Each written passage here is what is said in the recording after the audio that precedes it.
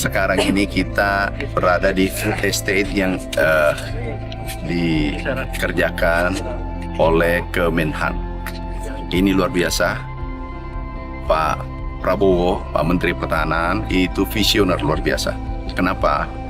Beliau sudah memprediksi bahwa dunia akan kekurangan pangan dan energi. Sekarang krisis pangan dan energi dunia, bukan Indonesia.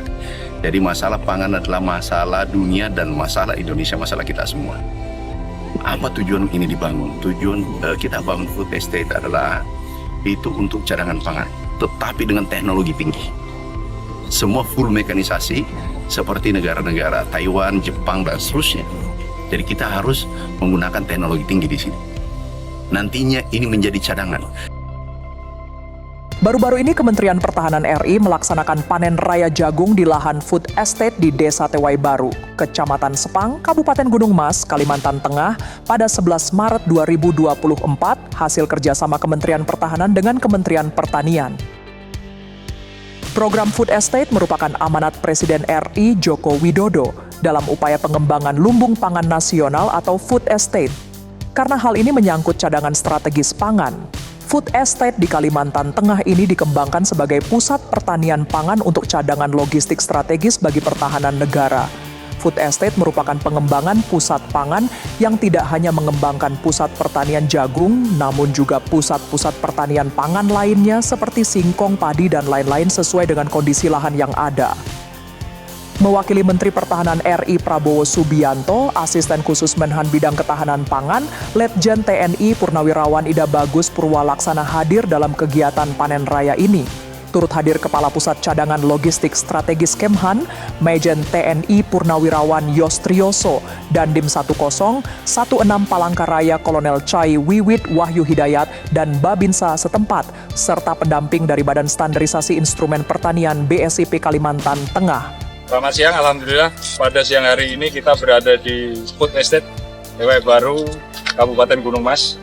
Saat ini kita sedang melaksanakan panen jagung yang sudah berhasil ditanam, kemudian kita panen dengan luas kurang lebih 9 hektar. Selanjutnya nanti ada beberapa lahan yang sudah kita siapkan untuk penanaman selanjutnya. Kemudian ada juga nanti panen singkong, kurang lebih sekitar 5 hektar yang akan kita laksanakan tidak akan lama lagi. Jadi pelaksanaan ketahanan pangan penanaman yang ada di Gunung Mas semoga ke depan terus bisa lebih berhasil lagi. Sebelumnya, Menteri Pertanian Andi Amran Sulaiman bersama dengan Wakil Menteri Pertahanan Muhammad Herindra meninjau kegiatan food estate jagung di Kabupaten Gunung Mas, Kalimantan Tengah pada 11 Desember lalu. Menteri Pertanian Amran menegaskan, tujuan dibangunnya food estate ini mulia karena diperuntukkan guna membantu cadangan pangan di tengah krisis pangan yang melanda dunia. Food estate jagung ini juga dipastikan berjalan baik dan nantinya akan dijadikan sebagai salah satu sentra dan kekuatan besar bagi cadangan pangan Indonesia di tengah kepadatan jumlah penduduk yang terus meningkat. Sekarang lahan kita ada 7.300.000 hektar. Nah ini sekarang kita sudah kerjakan, kemudian ke depannya kita bangun food estate untuk mengantisipasi kekurangan pangan ke depan. Penduduk terus bertambah tiap tahun. Pertambahan penduduk itu kurang lebih 3,5 juta per tahun.